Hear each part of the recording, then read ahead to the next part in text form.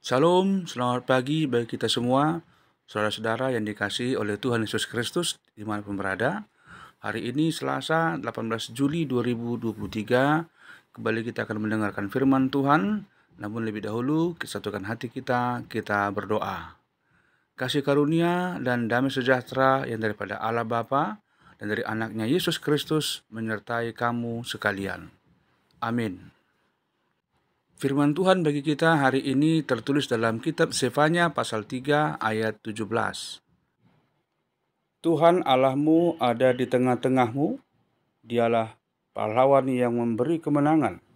Ia bergembira atasmu dengan penuh sukacita. Ia membarui engkau dalam kasih-Nya. Ia bersorak-sorak karena engkau dengan sorak-sorai. Demikian firman Tuhan. Saudara-saudara yang dikasihi oleh Tuhan Yesus Kristus, umat Israel terkenal dengan ketegaran tengkuknya. Mereka acap kali atau berulang kali berbuat hal-hal yang tidak dikehendaki oleh Allah, berbalik dari Allah dengan menyembah berhala-berhala bangsa lain sekitar mereka. Memang mereka juga melaksanakan aturan-aturan peribadahan mereka melalui persembahan-persembahan korban bagi Allah, namun hati mereka sesungguhnya telah mendua, tidak lagi fokus kepada Allah Israel, Allah nenek moyang mereka, sehingga Allah akan menjatuhkan hukuman bagi mereka atas tindakan atau perbuatan mereka yang menduakan Allah tersebut. Mengawali pasal 3 ini, Sefanya menjelaskan bagaimana pernyataan Allah atas bangsa itu tentang hukuman yang akan dijatuhkannya. Allah berkata, "Sungguh celaka kota pemberontak dan najis, kota yang penuh penindasan itu. Ia tidak mau mendengarkan anjuran dan tidak memperdulikan teguran. Ia tidak percaya kepada Tuhan dan ia tidak datang kepada Allah-Nya. Para pemukanya di sana adalah singa yang mengaum. Para hakimnya serigala malam yang tidak menyisakan apapun sampai pagi. Para nabinya adalah pengacau dan pengkhianat. Para imamnya menajiskan apa yang kudus, memperkosa hukum Taurat." Demikian kecaman-kecaman yang disampaikan Allah melalui nabinya kepada umat itu. Namun pun demikian, Tuhan adalah adil atas segala apa yang diperbuatnya, terutama di tengah-tengah umat yang dikasihinya. Saudara-saudara yang dikasihi oleh Tuhan Yesus Kristus, tidak selamanya Allah murka atas umatnya. Allah memiliki kasih lebih besar daripada murka dan amarahnya kepada umatnya.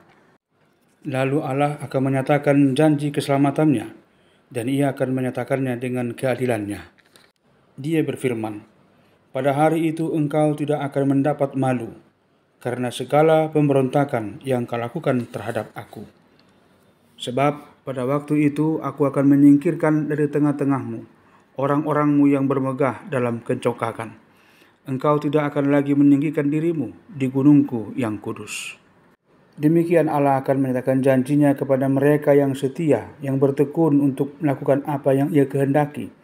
Namun keadilannya akan nyatakan, hukumannya akan ditegakkan bagi mereka yang mengabaikan, yang senantiasa mengandalkan pikiran dan berbegah dengan kecokakan mereka masing-masing.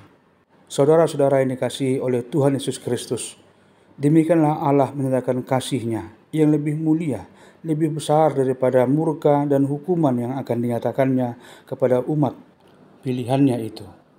Maka layaklah umat yang ia pilih, yang ia kasihi itu untuk bersorak-sorai, mengingat segala kemurahan hati Tuhan, mengingat keadilannya yang ditegakkannya di tengah-tengah bangsanya. Allah akan hadir sebagai pahlawan yang akan menyelamatkan mereka, yang akan menolong mereka, bagi mereka yang mengharap senantiasa kepada Tuhan, yang berseru akan namanya. Ya, Tuhan akan ada di tengah-tengah orang-orang yang senantiasa berseru, berharap, bermohon akan pertolongannya. Dia menjadi pahlawan yang memberikan kemenangan. Dan orang-orang yang dikasihinya akan beroleh sukacita dan kegembiraan oleh karena perbuatan-perbuatan ajaibnya. Saudara-saudara yang dikasihi oleh Tuhan Yesus Kristus, demikian jugalah kita adalah umat pilihan, umat yang dikasihinya. Umat yang telah dimenangkannya untuk menghadapi berbagai pergumulan, dosa, iblis dan kematian yang kekal melalui putranya Yesus Kristus yang telah mati di kayu salib, dan pada hari yang ketiga Ia bangkitkan dari kematian itu dan berikan kehidupan yang baru kepada kita. Dialah Yesus, pahlawan kita. Ia ada senantiasa di tengah-tengah kita. Dia adalah Immanuel. Dia selalu beserta dengan kita dalam semua aktivitas kita, baik dalam menghadapi suka duka, kegagalan, keberhasilan, atau hal-hal yang senantiasa silih berganti kita hadapi dalam kehidupan ini. Oleh karena itu, janganlah kita ragu untuk senantiasa bertopang hanya kepada Dia, untuk berharap bersandar kepada kekuatan dan kasih sayang-Nya.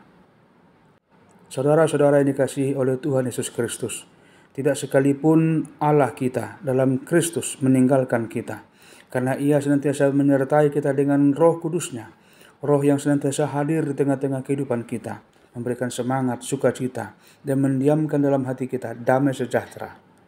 Maka senantiasalah berpengharapan kepada Dia, percayalah Dia ada di tengah-tengah kita dan siap sedia untuk menolong kita, memberikan kekuatan dan juga damai sejahtera bagi kita. Amin. Terima kasih Tuhan buat firman-Mu yang telah menyapa kami, mengingatkan kami bahwasanya Engkaulah dalam Kristus Yesus anak-Mu, pahlawan yang telah memenangkan kami, yang telah menyelamatkan kami, berjuang untuk menghadapi kekuatan iblis, dosa, dan kematian kekal.